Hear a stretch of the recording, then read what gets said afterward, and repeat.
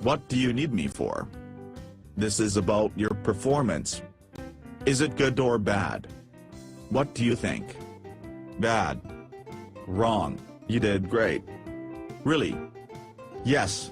Now get back to work. Okay.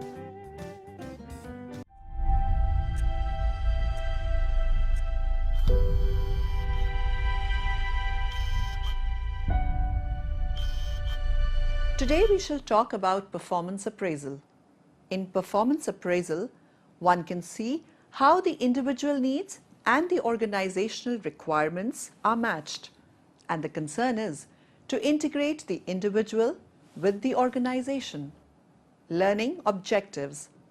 By the end of the session, you should have understood the concept and definition of performance appraisal, the history of appraisal, how it has grown over a period of time, what are the objectives of appraisal, the performance appraisal process, as well as the performance appraisal methods, both traditional and modern. Definition of performance appraisal. When we look at performance appraisal, it is the systematic evaluation of the individual with respect to his or her performance in the job and his or her potential for development. So it is on the job performance and what one can deliver in the future. I think that's what performance appraisal would involve. Purpose of performance appraisal. Now, the assessment of an employee's job performance can be done with two basic purposes. One with administrative view and the other developmental view. When we talk about administrative view, it provides information for making salary decisions, promotion decisions, and also about transfers and layoffs. These are purely administrative. Now the developmental views are being perceived much more in today's organizations. Here you are trying to diagnose training needs and also how appraisal can be used for career planning and development.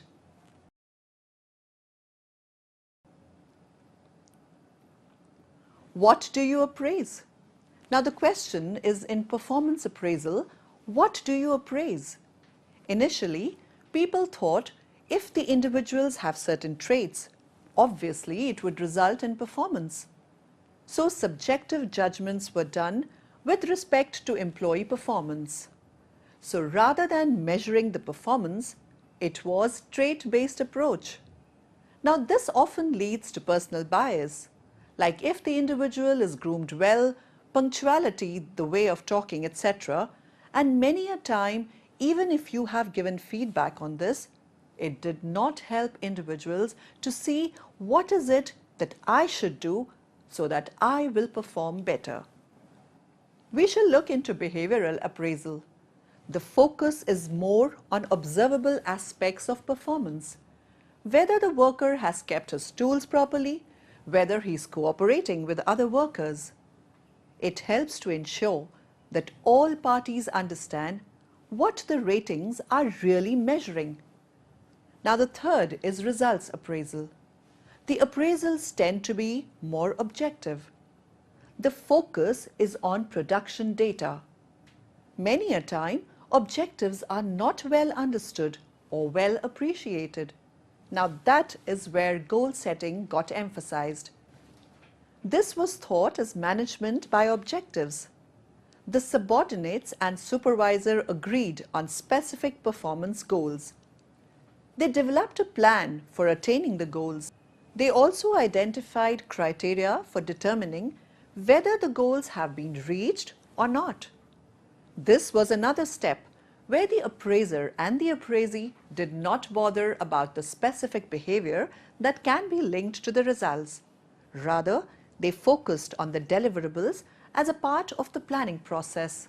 MBO was useful when managers want to empower employees. But the real difficulty was focusing on short-term achievements. And many a time, MBO ignores the long-term goals of the organization. We also see another important term called the bars. called the behaviorally anchored rating scales. It was another attempt to review the biases and the subjectivity that was involved in trait-based approach or behavior-based approach, and even to an extent, the result-based approach. This was the time when bars got developed. Take a sample of behaviors which was executed on the job and arrange them on a scale of poor, average, and outstanding. In this example, you see a scale from 1 to 7 which talks about the various qualities on which we can evaluate. These behaviors are executed as poor, average, and outstanding. Guidelines for choosing appraisal system. You can see these are the guidelines for choosing an appraisal system. Organizations consider several aspects. Let us look at this figure. First guideline is to develop a formal appeal process. That is, if somebody is not satisfied with the ratings of the boss, there must be an opportunity to take it to a higher level for review and appeal. Second is, attend to legal consideration. That means it should not discriminate people just because they belong to some group or area or region. Next is, use of job analysis for performance standards. A well-conducted time study, process study, and all the activities of the job help in defining the performance standards. The next aspect is communicate performance standards. A good communication of the performance standards is a necessity. Another important aspect is evaluating on specific behaviors. Also, we need to document the process carefully. And the last aspect is to use more than one rater where possible. Who should do the appraisal? Another important question to ask is, who should do the appraisal? It could be the managers and the supervisors.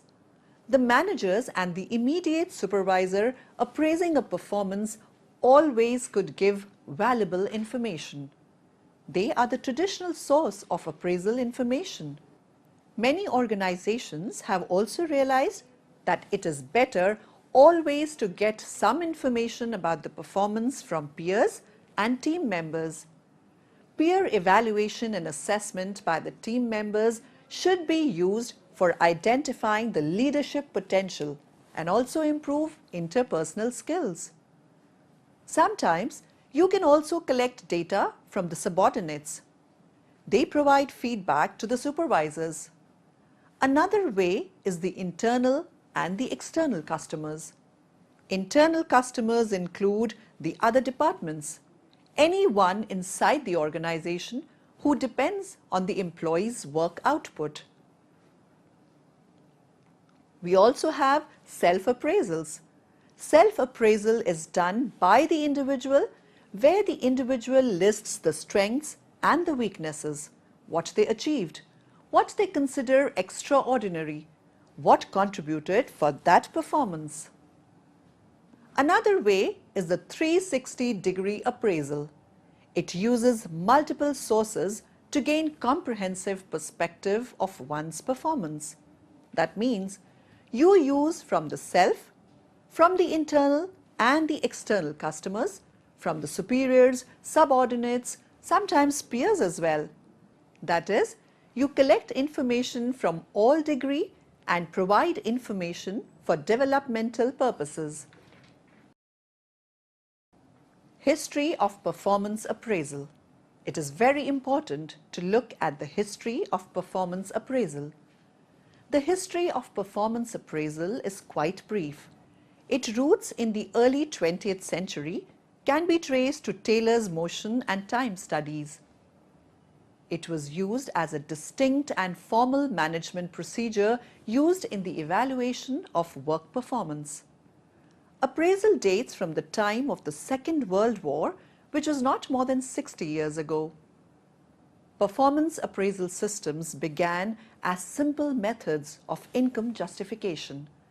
The process was firmly linked to material outcomes.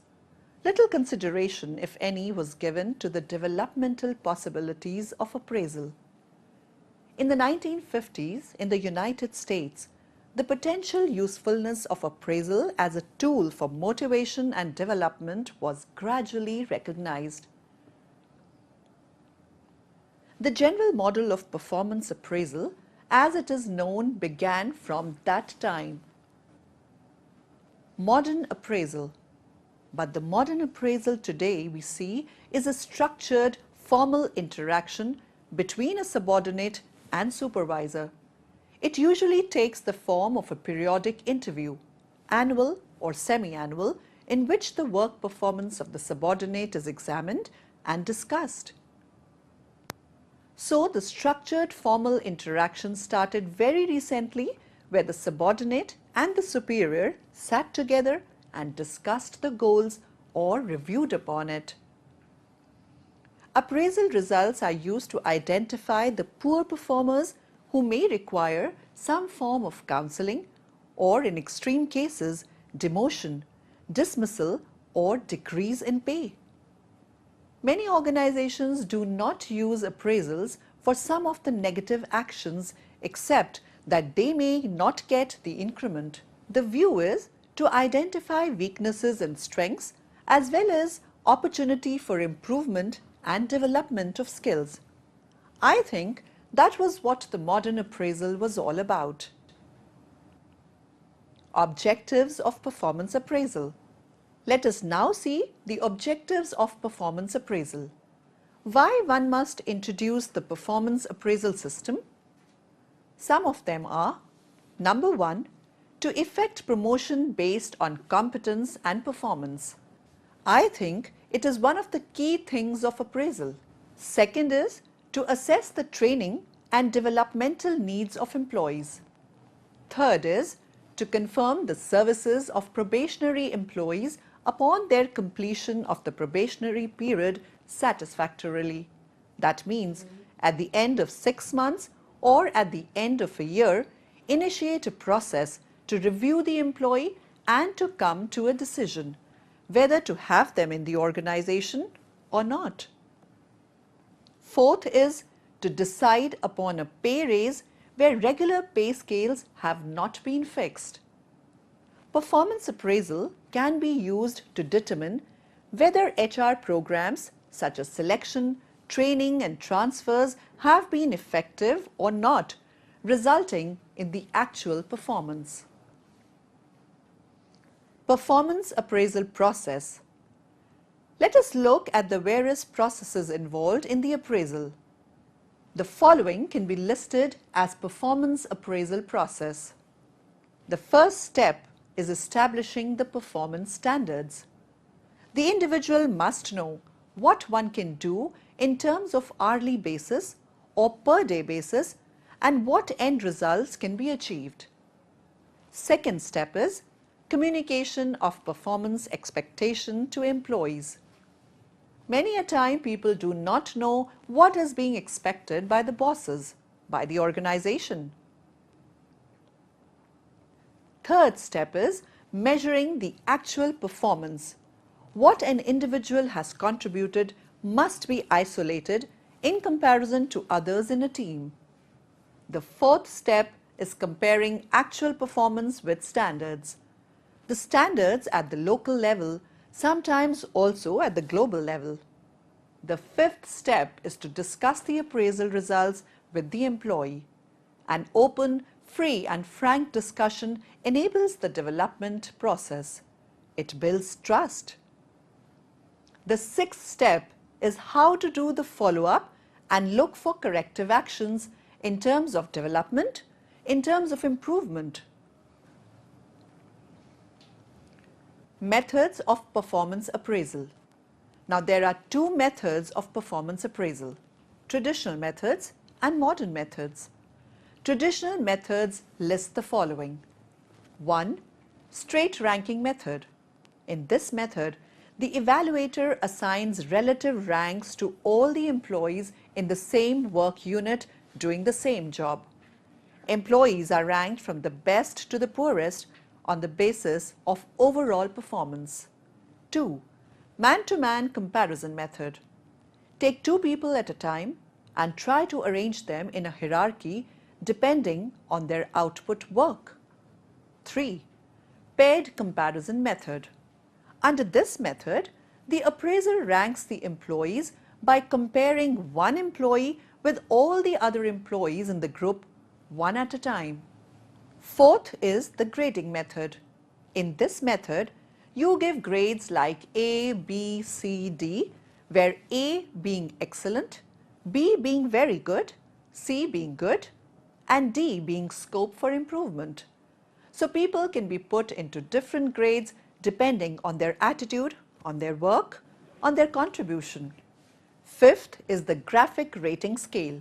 The rating scale has different attributes in terms of work standards, the concern for the organization, focus, hard work, etc. The rating can be done on a scale of 1 to 5. Next is the forced choice description method. You have a set of attributes like whether the individual is extrovert or introvert or emotional. So you have to classify and put them in the scale. Sometimes you have the forced distribution method. You assume that there are 10, 70 and 20%. 10% should be considered as above average, 70% should be kept in the middle and 20% in the bottom level. Then you ask individuals to fit into this. Then we have the checklists. A checklist identifies effective behavior and ineffective behavior and tries to capture what is good and what is not good. Next we have the free form of essay method. In this method, the boss would sit and write very clearly what responsibility, what authority must be provided to the individual and what is the normal style of working, what contributions he made, how does he work with others in the organization, etc. Another traditional method is the critical incidents. The critical incidents where the individual has done something very good. These things are noticed by the organization. Critical incidents capture a set of positive and negative behavior of the individual. Then there is group appraisal where people can discuss and analyze who would lead the group for next 2 years. So group appraisal is a kind of voting mechanism to find the group leader. Field review method. In this method, when somebody is doing the work, some of the experts can judge and see what one can do and what one should do. Now these are the set of modern methods. In terms of focusing on results, it can be called as appraisal by results. Also we have the assessment center method where experts sit and judge based on the assessments. Then we have the human asset accounting method where you try and see how people acquire additional skills. And also the behaviorally anchored rating scales. Summary. So in this lecture, we had a close look at the concept and definition of performance appraisal, the history of appraisal, objectives of appraisal. We have also seen at the performance appraisal process and the performance appraisal methods, both traditional the connected digital as well marketing as strategies modern that we methods. work